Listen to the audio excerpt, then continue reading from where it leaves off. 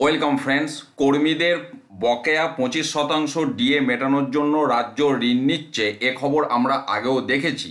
এবার ঋণ নিচ্ছে সেটা বকেয়া ডিএ মেটানোর জন্য কিনা এটা কিন্তু কোনো সংবাদ মাধ্যম 100% নিশ্চিত করতে পারেনি। কিন্তু আজকের খবরে তার বাইরেও বেশ কিছু খবর রয়েছে, যেটার জন্য আমি শেয়ার করছি আপনাদের সাথে।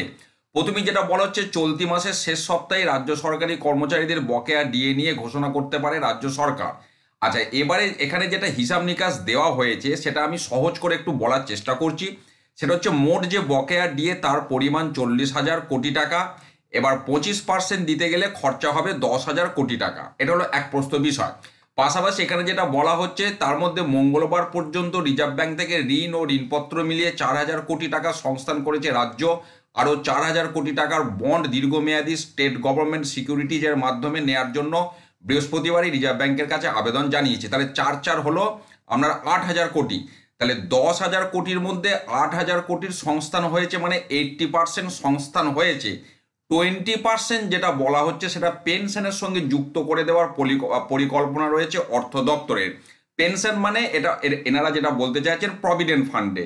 তার মানে 25% যে বকেয়া ডিএর পরিমাণ, তার 20% কর্মীদের ক্ষেত্রে, যারা রাজ্য সরকারি কর্মী, যারা এই মুহূর্তে ইন সার্ভিস, তাদের 20% প্রভিডেন্ট ফান্ডে দেওয়ার কথা বলা হচ্ছে, 80% স্যালারি অ্যাকাউন্টে দেওয়ার কথা বলা হচ্ছে। কিন্তু পেনশনার, ফ্যামিলি পেনশনারদের পুরোটাই পেনশন অ্যাকাউন্টে যাবে, সেটা অন্য প্রসঙ্গ।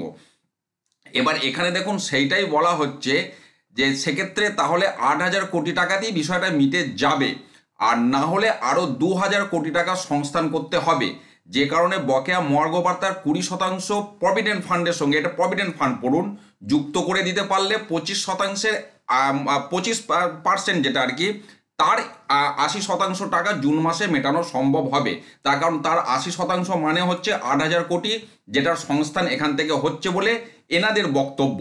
আর 2,000 কোটিটা তাহলে প্রয়োজন হবে না, যদি 20% মানে 25%-এর 20% যদি প্রভিডেন্ট ফান্ডে ঢুকিয়ে দেওয়া যায়। এবার সেক্ষেত্রে আদালত অবমাননার কোনো আশঙ্কা থাকবে কিনা সেটাও খতিয়ে দেখছে আইনজ্ঞ যারা রয়েছেন তারা। পাশাপাশি এটাও বলা হচ্ছে, চলতি সপ্তাহের মধ্যেই বকেয়া মর্গ ভাতা সংস্থান করতে অর্থ দপ্তরের কর্তাদের সঙ্গে দফায় দফায় বৈঠক করেছেন মুখ্যমন্ত্রী। এই সমস্ত খবর কিন্তু এখানে প্রকাশ হয়েছে। অর্থাৎ 20% প্রভিডেন্ট ফান্ডে ঢোকানোর একটা নতুন বিষয় কিন্তু আমরা এখানে দেখতে পাচ্ছি। আর 80% সরাসরি স্যালারি অ্যাকাউন্টে ক্রেডিট করার একটা বিষয় দেখতে পাচ্ছি। যদিও সেটার মধ্যে আদালত অবমাননার বিষয় হবে কিনা সেটাও খতিয়ে দেখা হচ্ছে। এই একটা নতুন তথ্য আর এই যে সংবাদ পরিবেশিত হয়েছে সেখানে উঠে আসছে, যে কারণে এই টোটাল বিষয়টা আমি আপনাদের সাথে শেয়ার করলাম।